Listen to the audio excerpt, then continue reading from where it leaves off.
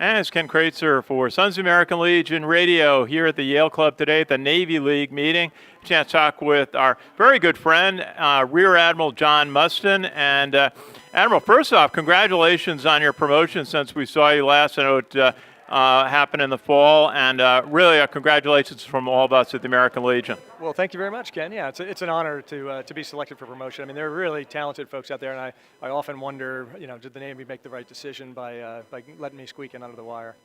Absolutely, we know they did. Hey, you had a talk today about changes, a little bit of a refocus in surface warfare strategy, Navy strategy to enhance warfighting capability as a key focus of the Navy.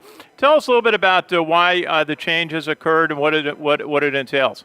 Well, it's a very important time for us globally and as a nation. I mean, what we're seeing now is the change in the level of competition on the maritime commons. We're seeing a resurgent Russia, we're seeing investments by China in new platforms and technologies, all geared to complicate how we execute our naval missions. And so the genesis of the Surface Force strategy is really a call to action for us, not only within our own organization, from the most junior sailor to the most senior officer, to align our thinking and our talking points on what our objectives are, but it's also a way for us to communicate to the nation the value of the Surface Force and what the Surface Force provides for us.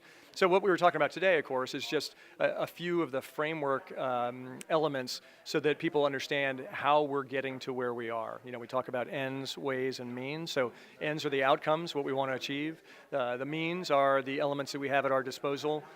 So essentially the platforms and the people. And then we talk about the ways, which is how we're going to do what we do.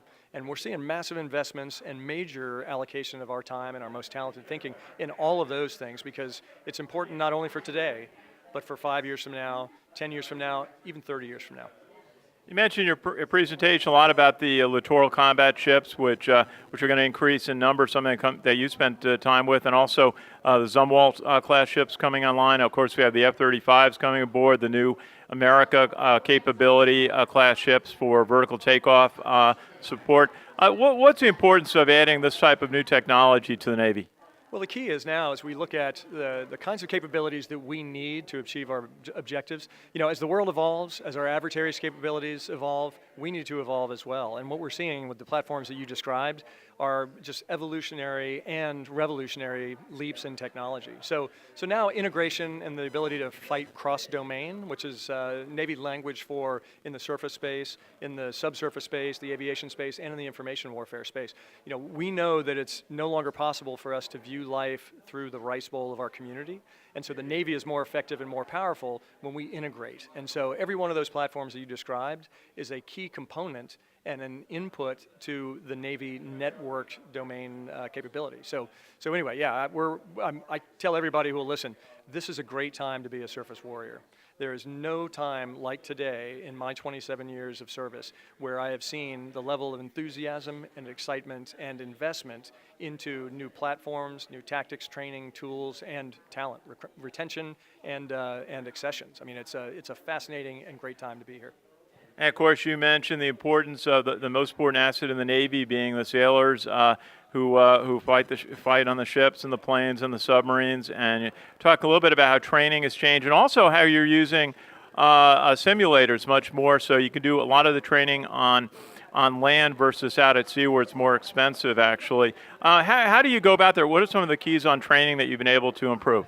Well, we want to be efficient with our training time. So on one hand, we talked about virtual and constructive elements, so that we're simulating, we're modeling, we're allowing people to engage in things like training facilities that create a very realistic training environment without having to take lines in and get underway. I mean, when we operate ships underway, it's expensive. Fuel costs money, and it takes a lot to get people away from their families. And so what we're trying to do is more efficiently give people the capability they need in order to perform at the highest level. So anyway, how do we do that? Again, we've invested in shore-based infrastructure that allows people to learn everything from how to con a ship to how to employ our weapon systems and fight our ships.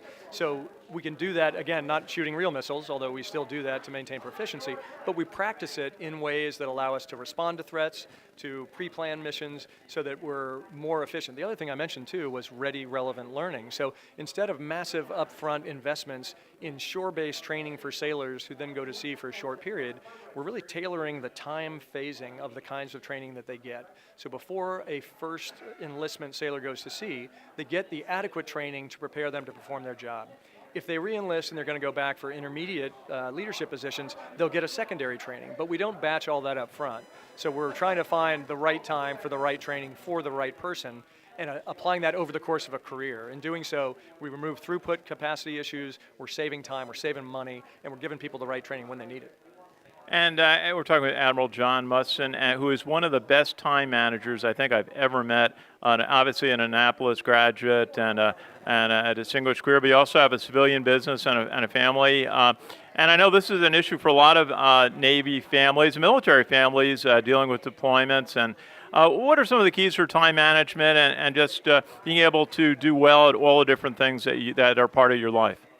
Well, I have to admit, I mean, I often wish there were 28 hours in a day instead of 24, but the fact of the matter is, when I'm awake, I just have to be ruthlessly discriminating about how I use every minute of every day. And so I think my wife may not necessarily agree that the balance or priorities that I've established are appropriate, but I view my three key roles as equal pillars of a stool, like legs of a stool. You know, my Navy work obviously is very important to me and very important to our Navy.